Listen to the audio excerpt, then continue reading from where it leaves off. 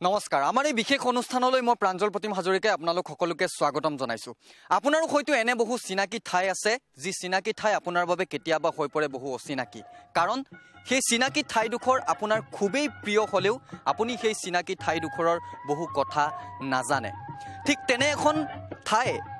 কাৰ্বি আংলং জিলাৰ বকলিয়া ঘাট আৰু এই বকলিয়া ঘাটত আমি কিছু নজনা কথা আপোনাক জনাবলৈ বাবে আহি উপস্থিত হৈছো সময় পালে আমার ফালে এবার আহি যাবা সহজ সরল গাঁৱৰ জীবন খন্তে কৈছাবা সহজ সৰল গাঁৱৰ জীবন খন্তে কৈছাবা এবাৰ আহি যাবা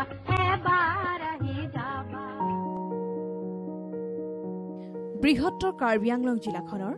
ডিফু বিধানসভা সমষ্টিৰ অন্তৰ্গত এডোখৰ ঠাই বকলিয়া ঘাট জিলাখনৰ দ্বিতীয় বাণিজ্য কেন্দ্ৰ হিচাপে পৰিচিত হাওৰা ঘাটৰ গাতে লাগি থকা বৃহত্তৰ এই ঠাইডোখৰৰ লোকসকল মূলতঃ কৃষিজীৱী অঞ্চলটিৰ কাষেদি বৈ যোৱা যমুনাৰ প্ৰাণত প্ৰাণ পাই উঠা কুঁহিয়াৰ খেতিৰ বাবেও বিখ্যাত বকলিয়া ঘাট বিভিন্ন জাতি জনগোষ্ঠীৰ লোকে আজিও সমিলমিলেৰে বাস কৰে বকলিয়া ঘাটত বিশ্বাস অনুসৰি মানৰ আক্ৰমণৰ সময়ত গোলাঘাটৰ বকলিয়াৰ পৰা বহু লোক আহিছিল এই কাৰ্বি আংলং জিলাৰ হাওৰা ঘাটৰ গাতে লাগি থকা এই ঠাইডোখৰলৈ এনেদৰে এদিন এই ঠাইডোখৰ সকলোৰে বাবে পৰিচিত হৈ পৰিল বৰ্তমানৰ বকলিয়া ঘাট হিচাপে কিন্তু কাৰ্বি আংলং জিলা বুলি কোৱাৰ লগে লগে আপোনালোকে হয়তো ভাবিছে সন্ত্ৰাসেৰে জৰ্জৰিত এই কাৰ্বি আংলং জিলা কিন্তু এই কাৰ্বি আংলঙতো আছে শান্তি সম্প্ৰীতি কাৰণ আমি যেতিয়া বকলিয়া ঘাটলৈ আহিছিলো বকলিয়া ঘাটৰ প্ৰথমে আমি আপোনালোকৰ সৈতে এটি পৰিয়ালক সৈতে চিনাকি কৰি দিব বিচাৰিছো যি পৰিয়ালটিৰ এটা বিশেষত্ব আছে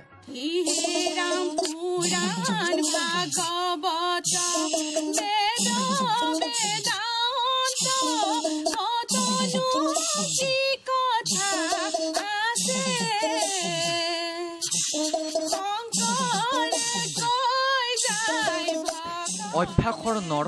কৰ্ণপথে কৰেখৰ বিচাৰিলো অনেক পৱনে পাইলো গয়া তুলা তলে এই বাক্য ফাঁকিয়ে যেন এতিয়া আখৰে আখৰে প্ৰতীয়মান কৰিছে কাৰ্বি আংলং জিলাৰ বকলিয়া ঘাটৰ এই পৰিয়ালটোৱে বিশেষকৈ নিয়মিত অভ্যাস আৰু সাধনাই যে অসাধ্যকো সাধন কৰিব পাৰি তাকেই প্ৰমাণ কৰি দেখুৱাইছে বকলিয়া ঘাটৰ এই দৰিদ্ৰ পৰিয়ালটোৱে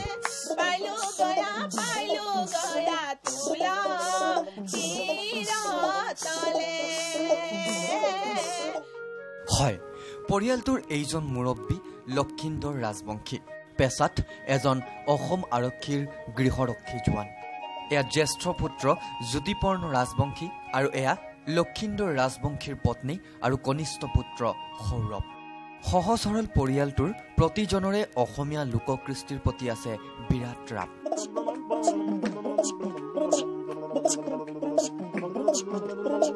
কোনো ধৰণৰ বাদ্যযন্ত্ৰ নোহোৱাকৈ এই অখ্যাত শিল্পীৰ দলটোৰ পিতৃ আৰু পুত্ৰই এনেদৰেই মুখেৰে বজায় নাগাৰা বৰতাল ইত্যাদি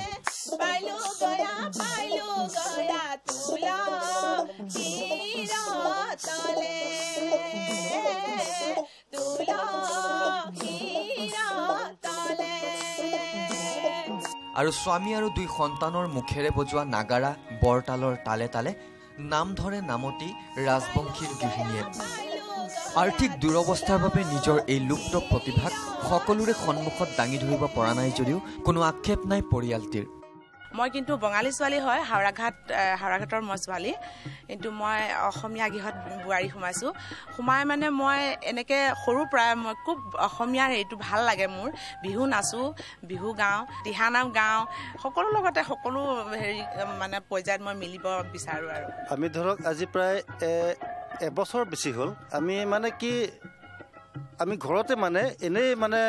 চাই থাকোঁ যে নেগেৰাটো যে সঁচা নেগেৰাটো আমি মুখতে আহে নেকি কওঁতে কেইটামান বাদ্য আমাৰ আহি গৈছে অলৰেডি আৰু আমি ধৰক এনেকৈ মানে যেতিয়া ৰাইজৰ আমি সহায় পাইছোঁ ৰাইজৰ আশীৰ্বাদ আছে আমি ধৰক এনেকৈ প্ৰগ্ৰেমো কৰিছোঁ 2-4 জেগাত প্ৰায় এবছৰ হৈছে শিকা ঘৰৰ আইতা কাকা সকলোৱে সমৰ্থন জনায় ইয়াত আৰু সেইকাৰণে বজাব চেষ্টা কৰিছোঁ উল্লেখ্য যে বকলিয়াঘাট অঞ্চলৰ লোকসকলৰ বহু অসাধাৰণ প্ৰতিভাৰ অন্য এটি অংশহে এই পৰিয়ালটি সময় পালে আমাৰ ফালে এবাৰ আহি যাবা সহজ সৰল গাঁৱৰ জীৱনখন ঠেক লৈ চাবা সহজ সৰল গাঁৱৰ জীৱনখন ঠেক লৈ চাবা এবাৰ আহি যাবা বিভিন্ন সময়ত দেখিবলৈ পোৱা যায় যে একাংশ পিতৃ মাতৃয়ে কন্যা সন্তান জন্ম দিয়াৰ বাবেই সেই কন্যাক তেওঁলোকে অৱহেলা কৰে কিন্তু ঠিক সেই সময়তে কাৰ্বি আংলং জিলাৰ বকলিয়াঘাটৰ এটি পৰিয়াল সমগ্ৰ জিলাখনৰ বাবে হৈ পৰিছে আদৰ্শ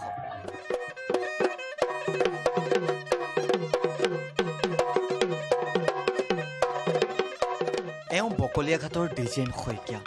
পেছাত এজন ঢোলৰ ওজা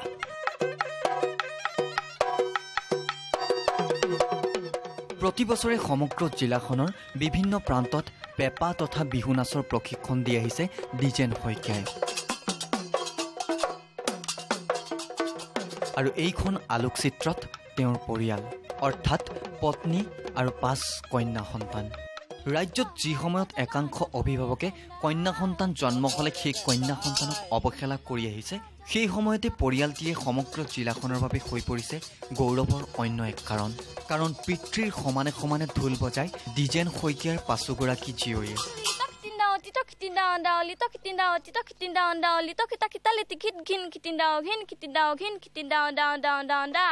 আৰু 5 গৰাকী জীয়ৰীৰ এইগৰাকী নুমলীয়া যি মুনমি শইকীয়া পিতৃৰ সমানে সমানে ঢোল বজাই মুনমি শইকীয়াই ইতিমধ্যে গম পাইছে মোৰ হৈতে সাজুনে কাছুনে ৰিহা মেখেলা পিন্ধি ইতিমধ্যে এগৰাকী নাচনী সাজু হৈ আছে কিন্তু নাচনীগৰাকীৰ কান্ধত আছে ঢোল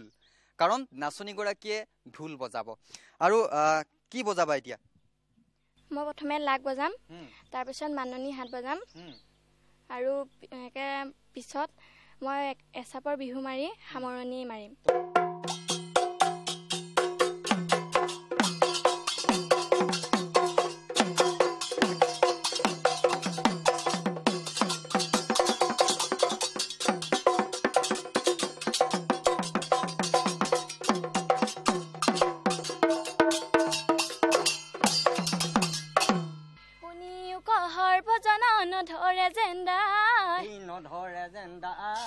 মাননীৰ জন্ম কলো গুৰু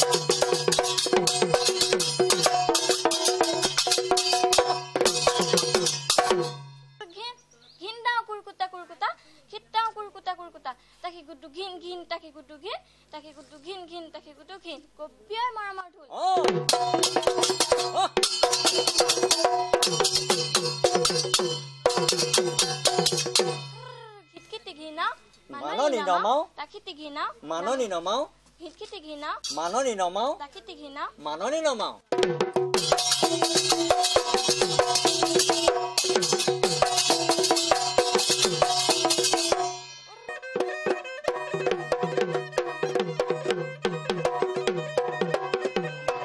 ইফালে এইগৰাকী কাবেৰী শইকীয়া কেৱল ঢোল নবজায় ইতিমধ্যে হাৰিকেন গাৰ্লছৰ লগতো বিভিন্ন বাদ্যযন্ত্ৰ বজাই সমগ্ৰ পাৰ্বত্যবাসীকে গৌৰৱান্বিত কৰি তুলিছে কাবেৰী শইকীয়াই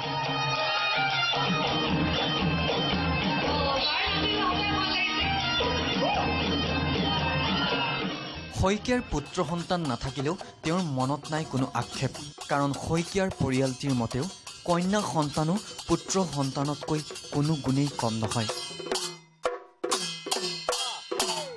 আৰু আমি যেতিয়া বকলিয়াঘাটলৈ আহিছিলোঁ তেতিয়া আমাৰ মূলত উদ্দেশ্য আছিল এনে কিছু লোক যি লোকসকলৰ প্ৰতিভা থাকিও সেই প্ৰতিভা আজিলৈকে তেওঁলোকে আপোনালোকৰ ওচৰত দাঙি ধৰিবলৈ পৰা নাই আৰু ঠিক তেনেগৰাকী ব্যক্তি দিলীপ কোচ যিগৰাকীয়ে পেঁপা বজায় পেঁপাত বিহু গীত বজায় পেঁপাত দিহা নাম বজায় কিন্তু মুখেৰে নহয় বজায় তেওঁ নাকেৰে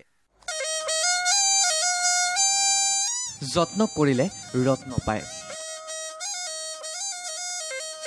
এই বাক্যফাঁকিও এতিয়া আখৰে আখৰে প্ৰতীয়মান কৰিছে বৃহত্তৰ বকলিয়াঘাটৰ আতিগাঁৱৰ এইজন লোকে নাম এওঁৰ দিলীপ কোচ পেছাত এজন খেতিয়ক যদিও এওঁ বজোৱা পেঁপাৰ লহৰে জোকাৰি যায় সমগ্ৰ বকলিয়াঘাট কাৰণ এওঁ মহৰ শিঙৰ পেঁপা বজাই ঠিকেই কিন্তু মুখেৰে নহয় নাকেৰে প্ৰতিভা থাকিও অৰ্থৰ অভাৱত নিজৰ প্ৰতিভা দাঙি ধৰিব নোৱাৰা এইগৰাকী শিল্পীয়ে এনেদৰেই পেঁপাত কেইবা মিনিট নোৰোৱাকৈ বজাই যায় পেঁপা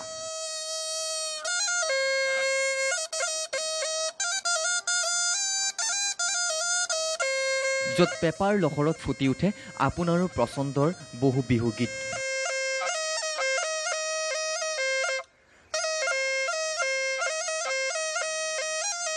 নিউজ লাইভে প্ৰতিদিনে লুপ্ত প্ৰতিভাক সকলোৰে সন্মুখত দাঙি ধৰাৰ প্ৰয়াস আজিলৈকে চলাই আহিছে আৰু সদায়ে চলাই যাব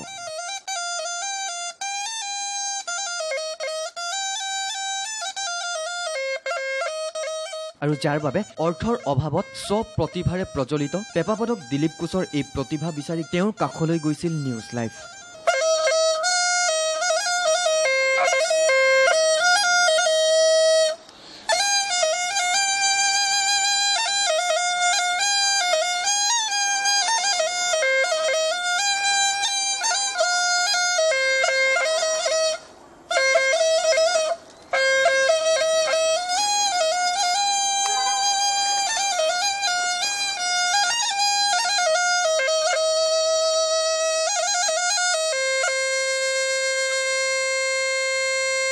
বিভিন্ন সময়ত অৰ্থৰ অভাৱে দিলীপ কোচক মানসিকভাৱে হেঁচা দিয়ে যদিও দিলীপ কোচৰ পৰিয়ালৰ প্ৰতিজন সদস্যই কেতিয়াও অনুভৱ হ'বলৈ নিদিয়ে অৰ্থৰ অভাৱ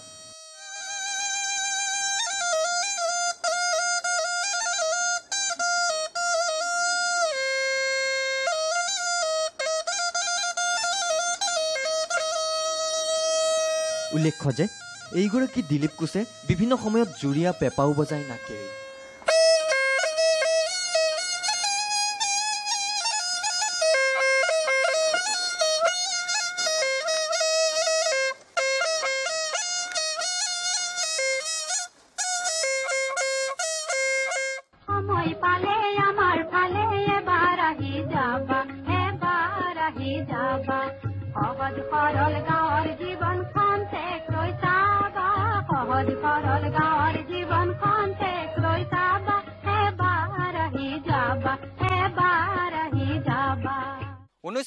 চনৰ অসম আন্দোলনৰ 855 গৰাকী শ্বহীদৰ ভিতৰত অন্যতম এগৰাকী আছিল বকলিয়াঘাটৰ ৰবীন্দ্ৰ হাজৰিকা যিগৰাকীয়ে অসম আন্দোলনত ওতঃপ্ৰোতভাৱে জড়িত হৈ পৰিছিল কিন্তু সেই শ্বহীদগৰাকী বৰ্তমান সমগ্ৰ বকলিয়াঘাটবাসীৰ বাবে আন এক কাৰণটো হৈ পৰিছে গৌৰৱৰ বিষয় শহীদ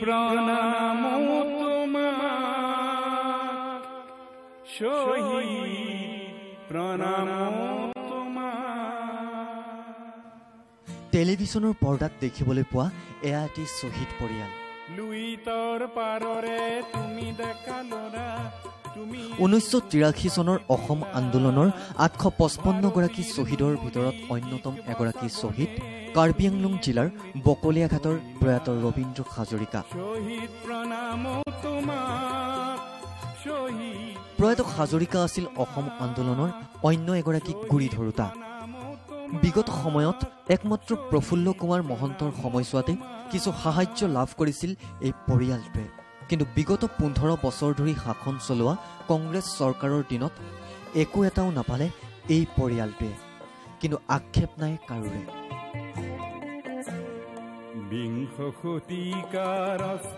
কিন্তু শেহতীয়াকৈ সোণোৱাল চৰকাৰৰ ঐতিহাসিক সিদ্ধান্ত মৰ্মে প্ৰয়াত ৰবীন্দ্ৰ হাজৰিকাৰ পৰিয়ালেও লাভ কৰিলে 5 লাখ টকাৰ এককালীন সাহায্য কিন্তু বকলিয়াঘাটৰ এইটো শ্বহীদ পৰিয়ালে নিজৰ সাহায্যৰ বাবে চৰকাৰৰ পৰা লাভ কৰা ধনৰ সমুদায় নিজৰ বাবে ব্যয় নকৰি খৰচ কৰিলে ৰাইজৰ বাবে। বিনোদে দেখুৱাব এনেধৰণেই এটা ৰাজপথ ইতিমধ্যে বনাই দিয়া হৈছে। পৰিয়ালৰ লোকসকলে এই যি অঞ্চলৰ লোকসকল বকলিয়াঘাটৰ তেওঁৰ ঘৰৰ কাষতে যিসমূহ লোক থাকে বা তেওঁলোকৰ ঘৰৰ সন্মুখৰ যি পথ সেই পথছোৱা আচলতে এনেধৰণে বৰ্তমান নিৰ্মাণ কৰি দিয়া হৈছে। শ্বহীদ পৰিয়াললৈ চৰকাৰে যি সাহায্য দিয়া হয় সেই সাহায্যৰ টকাৰে আচলতে এনেধৰণে এই ৰাজপথটো নিৰ্মাণ কৰি দিয়া হৈছে। বছৰ বছৰ ধৰি এটা সুচল পথৰ বাবে অঞ্চলবাসীয়ে ভুগি অহা জমৰ যতনা শ্বহীদ পৰিয়ালটোৱে সহিব নোৱাৰি চৰকাৰীভাৱে প্ৰাপ্ত সাহায্যৰ ধনেৰেই নিৰ্মাণ কৰি দিলে এই পথছোৱা। ৰাস্তাটো আজি বনোৱা হ'ল আমাৰ এই শ্বহীদ পৰিয়ালৰ বুলি পেলাই চৰকাৰৰ পৰা টকা অলপ আগবঢ়াইছিলে। এই লৈ পেলাই আমি চিন্তা কৰিলোঁ শ্বহীদৰ নামতে কিবা এটা ৰাখিব পাৰিম নেকি। আৰু তাৰ পাছত আনন্দৰ কোনো সীমা নাই গাঁওবাসীৰ। শ্বহীদ পৰিয়ালৰ এই মহানুভৱতা দেখি এতিয়া এই পথছোৱা বনাবলৈ নামি পৰিছে হালদিয়াতি গাঁওবাসী। প্ৰায় 250 মিটাৰ দৈৰ্ঘ্যৰ এই পথছোৱা নিৰ্মাণ কাৰ্যৰ বাবে লোৱা শ্বহীদ পৰিয়ালটোৰ এনে পদক্ষেপক এতিয়া ভূয়সী প্ৰশংসাও কৰিছে অঞ্চলবাসীয়ে। শ্বহীদ পৰিয়ালটোৰ মহানুভৱতাৰ এনে সুন্দৰ নিদৰ্শন সমগ্ৰ অসমতে বিৰল বুলি ক'লে বহুজনে। শ্বহীদ পৰিয়ালটোৰ এনে মহানুভৱতা খুবেই আদৰ্শনীয় আৰু হয়তো এয়া ৰাজ্যখনৰ বাবেই এক বিৰল ঘটনা। সেয়ে গাঁওবাসীৰ মনে মনেও এটাই কথা, সেই শ্বহীদ প্ৰণামো তোমাক।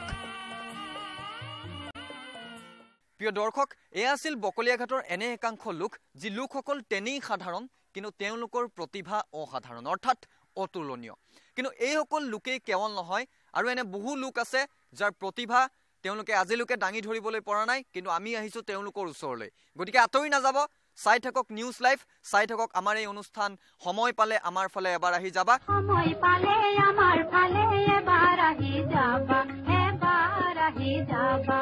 সহজ সৰল গাঁৱৰ জীৱনখন ঠেক লৈ চাবা, সহজ সৰল গাঁৱৰ জীৱনখন